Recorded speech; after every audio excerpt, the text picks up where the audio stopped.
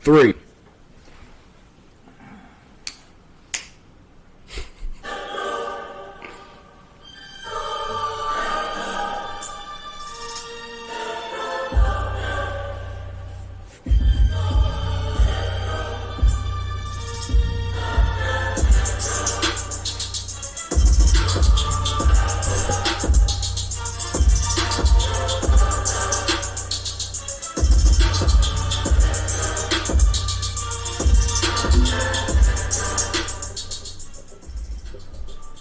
I ain't even mean to make the music go that low. But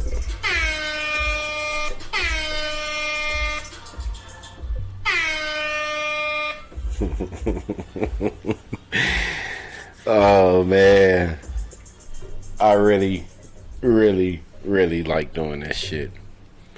Episode 49, Stats and Facts. I am your host, Drewski Wooski, the bald and bearded one.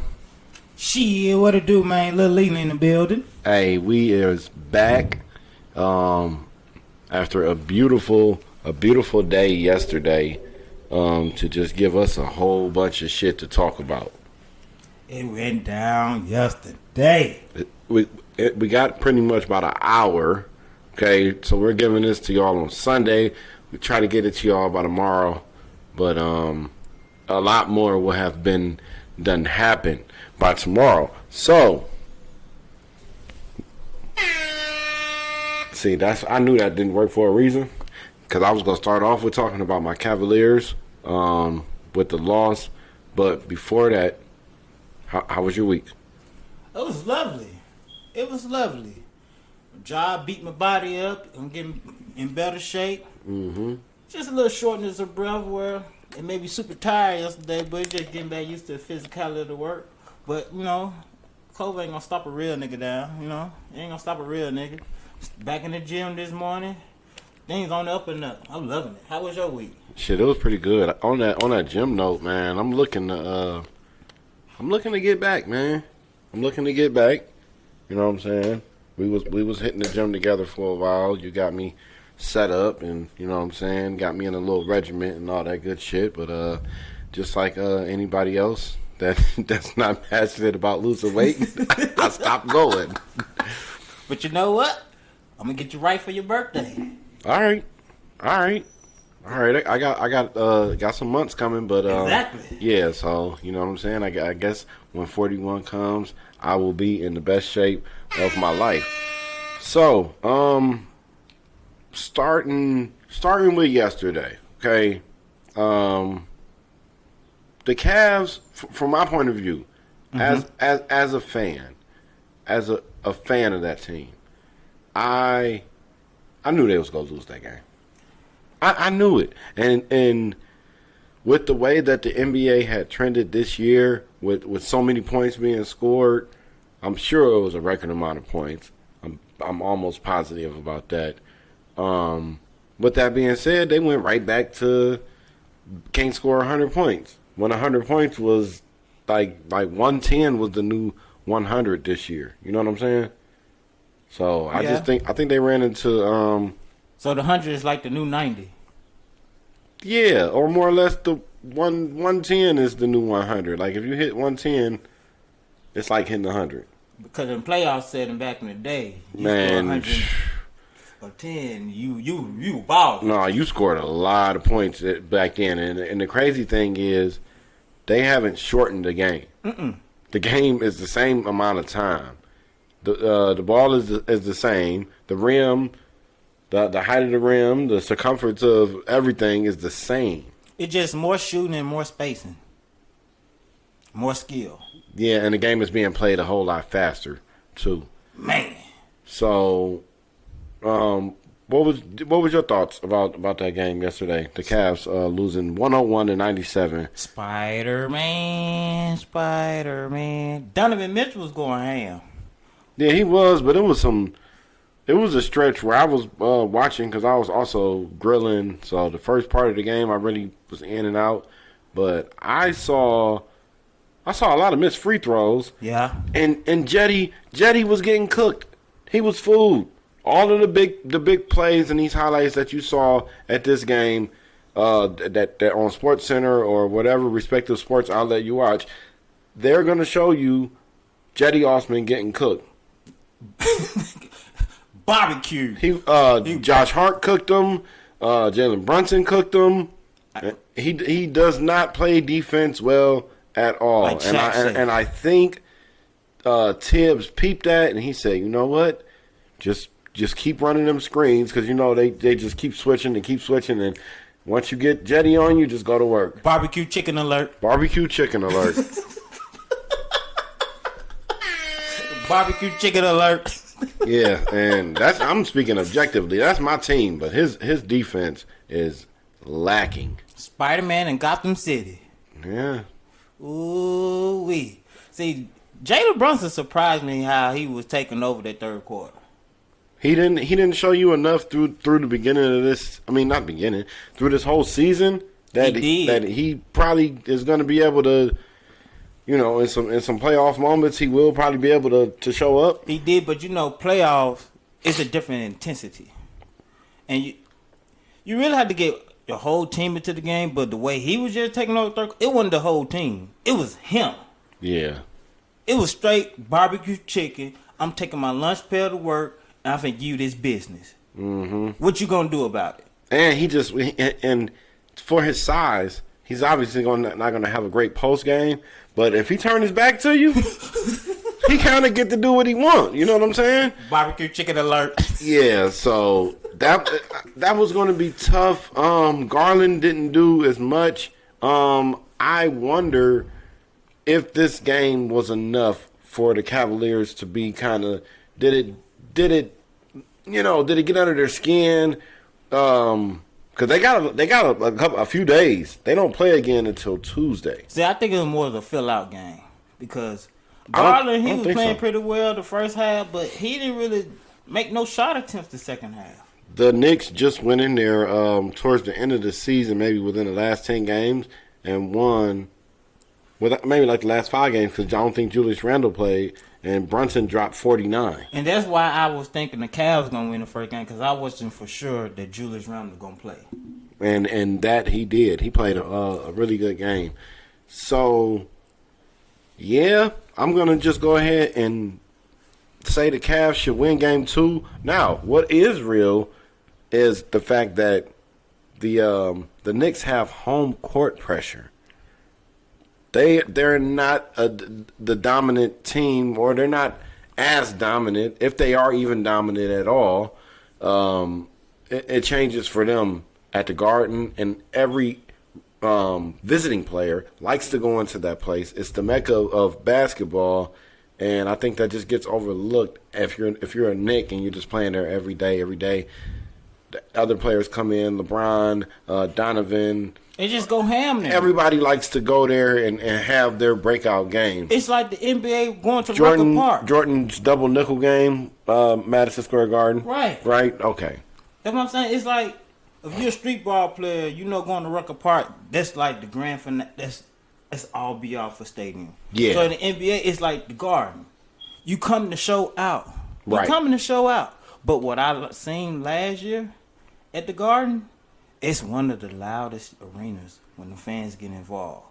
Yeah, but it's been so long since they've really been like when because New York fans, they are New York fans. You know what I'm saying? They're them in Philly. Die hard. Yeah, they die hard. They die hard, and they kind of like Cowboy fans. They mirror images of each other. You ask me. But they're just their dedication. By that you mean? Every year they think they going somewhere. Okay, yeah, you're right. Every year, no matter how sorry they might be. Yep, you're right. Every year they do have that mindset, but they actually got a team this year though. Yeah, they do. But I don't see them. See, I don't want to start forecasting this because if I forecast it, it's gonna take away the value of it as we have it in the moment. Because we could probably just get to hey man, who you think going to the finals? You know what I'm saying? Who gonna be there at that point? So we don't want to get there yet, but It's almost like the football game, well, the football movie, Any Given Sunday. You never really know. Especially this year, how these teams been playing. They duking it out. They are really duking it out. And I just know for the East-wise, the Cavs and New York Knicks going to have the best series.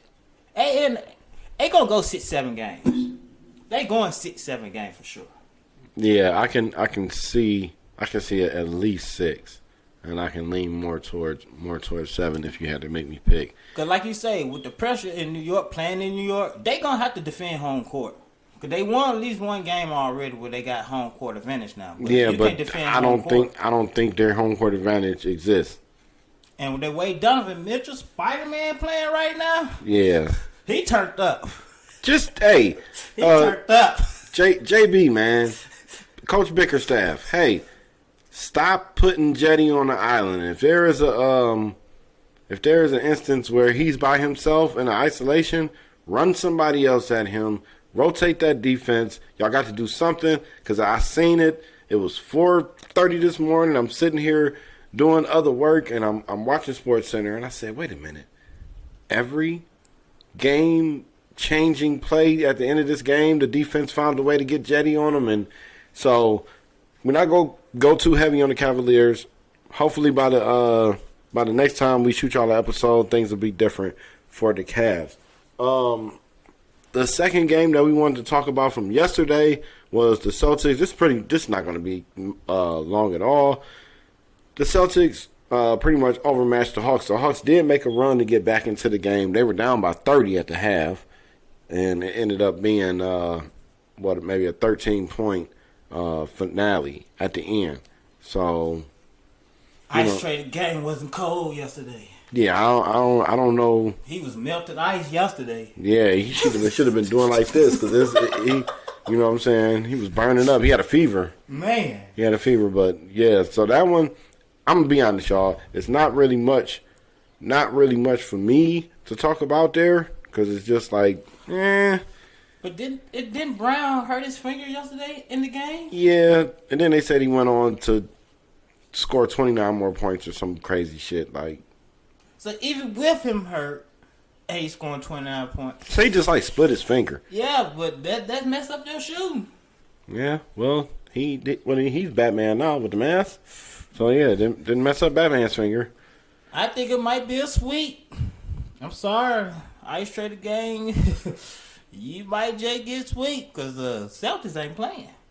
Yeah, but every team has that game 3 on the road where they're just like, oh yeah, if we beat them tonight, then we're gonna sweep them. But because I don't know too many teams that was down 3-0 and then won game 4, and then gentlemen sweep game 5. But I don't think the Hawks have a chance. Al Horford done reinvented himself. You know what I'm saying? Just hanging out in the corner. And they got Williams back now. Banging threes. That's whatchamacallit.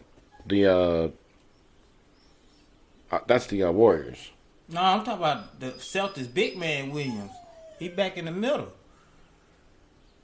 Oh, Williams. Yeah. Oh, okay. I thought you said Wiggins. My bad. Because with him back in the middle, that solidified their defense. Right. I mean, Clint Completer, he can rebound and stuff, but he's not an offensive threat. Yeah, you're right. Collins, he can shoot 3, but yeah, Collins they cool him down. Yeah, he could be easily kind of dealt with. You know and what Trey I'm got to deal with Smart and that's Brogdon. That's defensive player. That's defensive player of the year. Exactly. So, and then who gonna stop Tatum and Brown? No one on the Hawks. Yeah. Nobody. Well, DeAndre Hunter, he got to pick and choose his poison. Yeah, you're right. He got to pick and choose. You're right. You are absolutely right about that. There's no one that gonna stop them two. So that's why I think it's just gonna be a little gentleman sweep. Hawks get what? Game 4? Game 3? Well, with a gentleman sweep, you saying they are winning one. Yeah. They might win. Yeah, they probably win at least one home game. Yeah. Ice Trey he gonna one time. Mm-hmm. He gonna get him at least one time probably, but The way things was going yesterday, they gonna be slim pickings. Yeah. So moving on from there, we had the Sixers taking care of the Nets. They beat them by a dub. That one also, they kind of. And did you see how they was playing defense on Embiid? They was just running right at him, and then he just like, like I'm way taller than you. I'm gonna throw the ball like a Nerf ball to an open shooter. Everybody was shooting good because they were just standing there waiting on the ball, getting their feet right. So it ain't looking good for the New Jersey Nets. The Brooklyn Nets. They playing like New Jersey Nets. Because like you say, okay, tall as Embiid is, and you just coming out there trying, he see you when you coming. Yeah. They didn't even get one where they like crept up on him and just, you know what I'm saying, got a steal.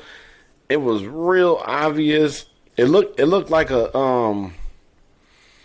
it was dysfunctional. Remember when Toronto played the boxing one against Steph in the finals, and it didn't matter who it was, they just ran right at him. It ended up, getting them that title, but that went along with KD getting hurt and all of that. But it's just a reckless style of defense where you just go running straight at them. Because when you run at a person like that to double team, you have to rotate, and they got to be fast. Mm-hmm. If you don't rotate fast enough, you're fooled. Right. And with Joel Embiid, he can either take you one-on-one or he gonna dish out. He not selfish. Mm-hmm. And people keep forgetting James Harden. The man get buckets. Absolutely. Even though he a facilitator this year, he get buckets.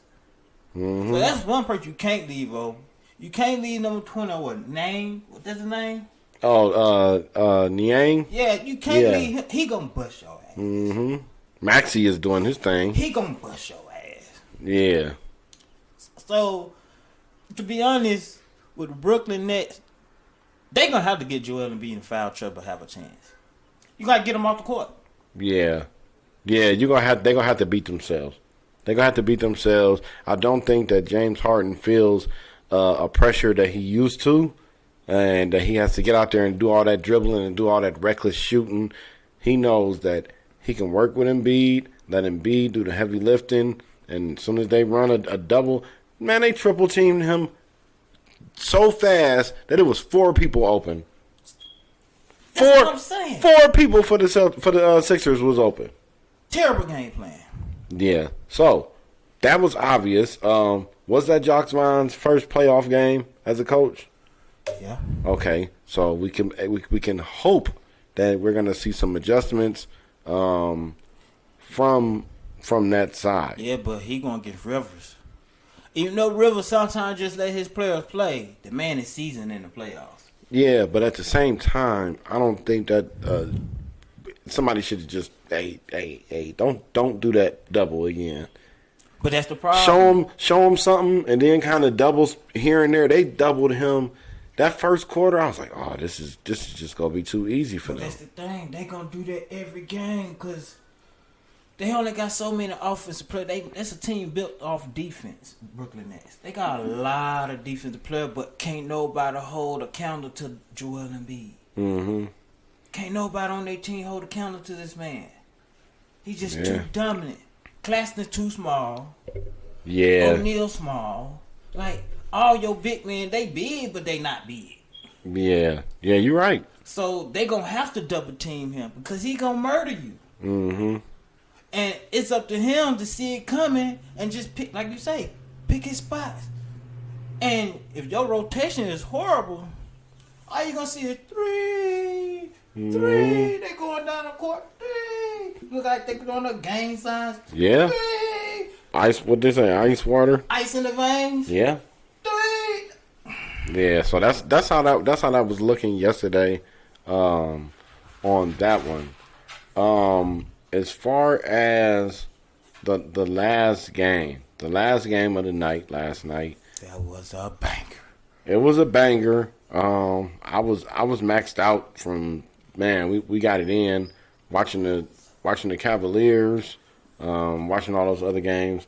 I didn't make it all the way through that Warriors game, but I did catch the highlights in the morning, and I was pleasantly surprised, I would say, because I like the Kings. I like, you know what I'm saying, I like their story. I like Their first time in the playoffs in a minute. I like Mike Brown. First time in the playoffs in 16 years. He a good coach. Yeah, Mike Brown is a hell of a coach. See, people fail to realize when the Warriors was number one in defense all the time they win the championship, Mike Brown was the defensive coordinator. People they forget about that. People, you know what? And when you say that in the NBA term, people really don't know that teams have defensive and offensive coaches, because we hear that term in NFL. We hear offensive coordinator, defensive coordinator, special teams, but very seldom in the NBA. In the NBA, you do have those people on your staff, and they're just called assistant coaches. But some of them specialize in either offensive plays or sets, and defensive in that same respect. So, with that being said, yes, Mike Brown was and still is a great defensive coach. But guess what? His Kings team, they don't play defense. Yeah, but they one of the best road teams in the league. And with the Warriors being the worst road team in the league, that was gonna really make it a battle. And with Darren Fox being one of the most clutchest players in the fourth quarter. Whew.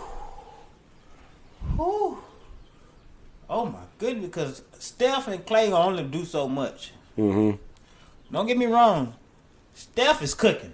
That boy was cooking yesterday. Yeah, that three that he hit from the corner late, like it looked like it was like gonna go like off, but it just went. Yeah, he's special, but he had a chance, and the way he shot that last shot to attempt to tie the game, like off 1 foot, he shot it like a runner. But he do that. But yeah, he practiced that. The time wasn't. It wasn't 3, 2, 1. It was like 7, 6, and then he shot it like a floater. But he was probably going for the highlight reel a little bit too early for me. I think the key to the Kings winning: do not let Clay get off. Don't let him get hot, cause Steph gonna do Steph. If you let Clay turn to Game 6, Clay, and he get hot. Who you gonna stop then? Oh yeah, at that point you're not being able to double nobody. Because when the bench come in, Jordan Poole lighting that thing up. He all right. Wiggins missed a wide open shot that if he would have hit that, we could be having a different. See, he rusted though. He been out since pretty much Valentine's Day. Yeah, because he was dealing with some family matters or issues, and shout out to him for that, man, taking his time to get his mental, make sure that he is good enough for, you know what I'm saying, strong enough himself to be able to even help a team. But you gotta take care of your base. Family is everything. Well, you gotta start with yourself. For me, it start with yourself. You have to be able to. You got to be able to. You got to be able to weather that. You do, but that's your support system. So like you say, you do start with yourself. So you gotta make sure yourself is right first. And your support system got to be right as well, because going out here to these stadiums, traveling, it's a lot of pressure on these players. People don't understand. Exactly. That life is not easy. With a lot of eyes on you all the time, critiquing everything you doing outside and inside the game, it's a lot. Yeah, it really taxing mentally. It really is taxing mentally. But with him just getting back, he ain't in basketball shape right now. I don't care how much you've been running. Probably he been running outside of basketball, but only way you get in basketball shape is by playing basketball. And with the playoffs going on, right, that's a different intensity. So he gonna be working himself back in shape during the series, which could be a downfall for the Warriors. But that boy Chef Curry, not Steph, but Chef, he is cooking. Yeah, my bad about that. I was just getting and then it's a Bay Area showdown. Yeah, it is. It is a So it is a showdown in that region. but they better be careful with Darren Fox though. He have to prove something. Yeah, it's gonna be And Draymond Green gonna have to worry about Sabonis. Cause he low key playing like Nikola Jokic. I got all the way to the end and messed my mic up. My bad. That boy playing like Nikola Jokic. He ain't really got to score 20, 30, 40 points. He don't mind the 15, 10, and 10. But he will rebound. He will assist. Sabonis, people sleeping on that young man. Yeah, it's gonna be a And Malik Monk coming off the bench. Yeah, he dropped 32 last night off the bench. We are gonna get into more depth on the NFL draft. We got that 11 days away, so we are gonna dive into that a lot more in the next I guess the next episode. So the next episode is pretty much going to be jam-packed. We're going to have NFL draft, probably like maybe a mock draft. Maybe we'll do like a mock draft for the top 10. Yeah. You know, we not Mel Kiper. You know what I'm saying? We're not going to talk about C.J. Stroud and that visit that he took down to Tennessee and some of the guys that he was able to meet with Mike Vrabel and he was just they say that he was just such a sensational talent and looking at him coming out of Ohio State, throwing the ball to Marvin Harris. Yeah, no, I don't have the Mel Kiper, and I have to work on that impression if I choose to throw that in my Serato. But it's been fun. It's time for Andrea's son to run. I want to give a special thanks to my man, Lil Leland. I want to give a thanks to Deadserius Radio, because they like what we do as well. And I think that's it, man. Stay tuned in. Stay tuned in. Yeah, y'all. We gonna keep on dropping these episodes. Hey, throw something in the comments too. Tell us y'all made it to the end. Something. We gotta get an emoji, because we gotta say put blah blah blah in the chats. Hey, W's in the chat, man, for the win. You know what I'm saying? For real. All right. W's in. Follow, like, subscribe. Like this video. I know you like it. Just keep watching. I know you like it. Peace.